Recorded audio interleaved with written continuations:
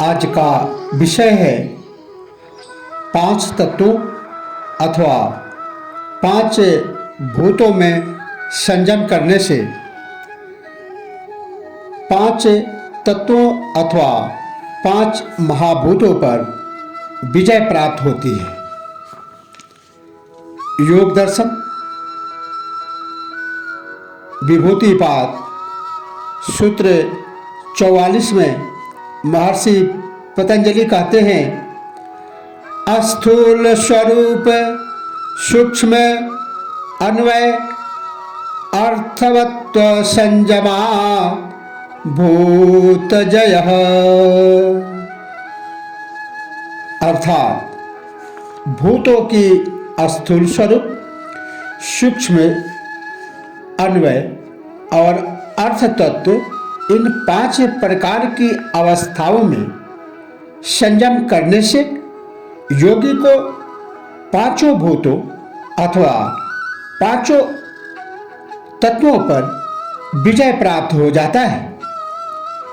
योगी की मान्यता अनुसार इस समस्त सृष्टि का निर्माण प्रकृति तथा पुरुष के संयोग से हुआ है। यह संयोग अविद्या जनित है। योगी में साधना द्वारा जब ज्ञान के प्रकाश का उदय हो जाता है तो यह अविद्या रूपी अज्ञान का आवरण हट जाता है, जिससे उस ज्ञान ज्योति द्वारा वह पुरुष और प्रकृति का भेद जान लेता है तथा प्रकृति से अपना संबंध विच्छेद कर उस पुरुष के साथ अपने को तदाकार कर लेता है। तो उसकी अंतिम उपलब्धि है प्रकृति को संपूर्ण रूप से जानने के लिए वह उसके स्थूल से लेकर सभी सूक्ष्म रूपों में संयम करता है, जिससे उसका इस प्रकृति पर पूर्ण अधिकार हो जाता है। यही उसकी पंचभूतों पर या पंच तत्वों पर विजय है। सृष्टि का निर्माण पांच महाभूतों आकाश, वायु, अग्नि, जल तथा पृथ्वी से हुआ है। ये पांच महाभूत इनकी स्थूल अवस्था है जो दृश्य है, जिन्हें देखा जा सकता है तथा इंद्रियों से इनका अनुभव किया जा सकता है, किंतु इनका निर्माण सूक्ष्म तत्वों से हुआ है, जिनकी प्रत्येक की पांच पांच अवस्थाएं हैं, जिनसे गुजरकर ये स्थूल रूप में आए हैं। वे पांच अवस्थाएं हैं। स्थूल अवस्था, पहली अवस्था स्थूल अवस्था, उपयुक्त पांच महाभूत जो दृश्य हैं तथा जिनका अनुभव इंद्रियों से किया जा सकता है, यह इनकी स्थूल अवस्था है। दूसरा है स्वरूपावस्था। इन पांचों भूतों के जो लक्षण हैं वे इनका स्वरूप है, जैसे पृथ्वी का ठोसपन, स्थिरता, जल का गीलापन, तरलता, अग्नि का उष्णता, प्रकाश और वायु की गति व कंपन तथा आकाश का अवकाश, ये इनकी स्वरूपा अवस्था है। सूक्ष्म अवस्था तीसरी अवस्था। इन भूतों की तीसरी अवस्था सूक्ष्म अवस्था है, जो इन सब का कारण है। इन्हें तन्मात्राएं अथवा सूक्ष्म महाभूत भी कहते हैं।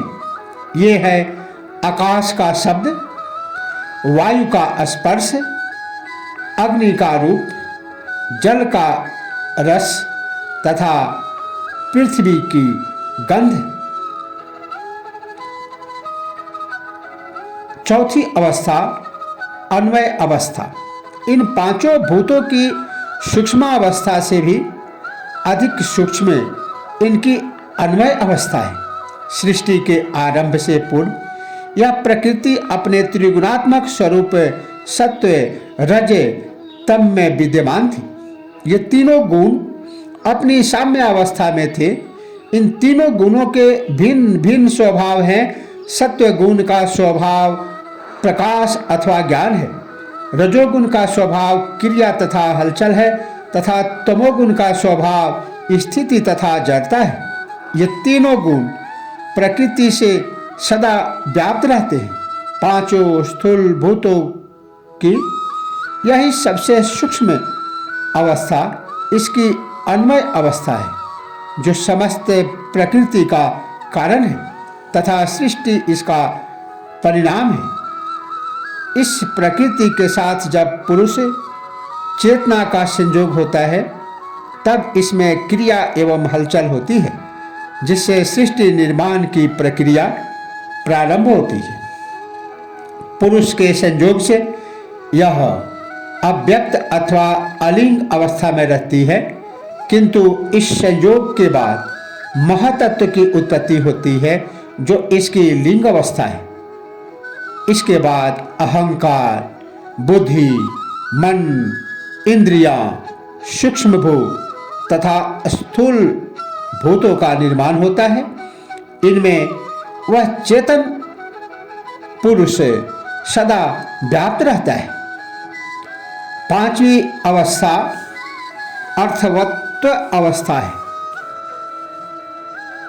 इस समस्त प्रकृति का प्रयोजन जीवात्मा को वासना के कारण भोग प्रदान करना तथा उससे वैराग होने पर उसे मुक्ति प्रदान करना है। जीवात्मा की मुक्ति का कार्य पूर्ण हो जाने पर प्रकृति अपने कारण में विलीन हो जाती है, क्योंकि फिर इसका कोई प्रयोजन नहीं रहता। यह इसकी पांचवी अर्थवत्व अवस्था है।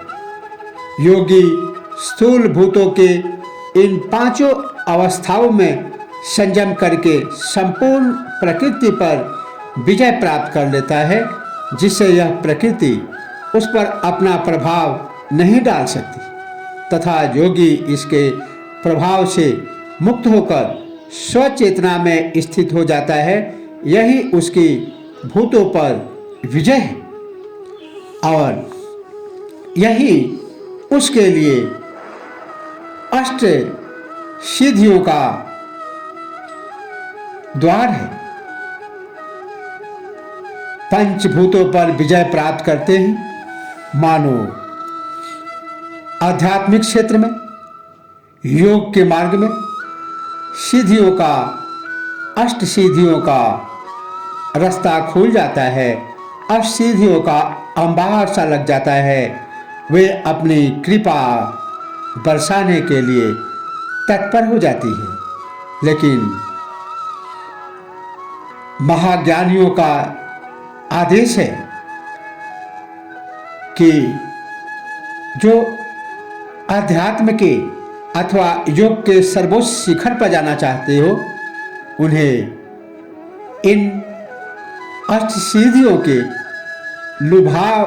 लुभावपन में नहीं पड़ना चाहिए। उन्हें अपने लक्ष्य की ओर बढ़ते रहना चाहिए। आज इतना ही। इसी के साथ ओम नमः शिवाय। जय श्री कृष्ण।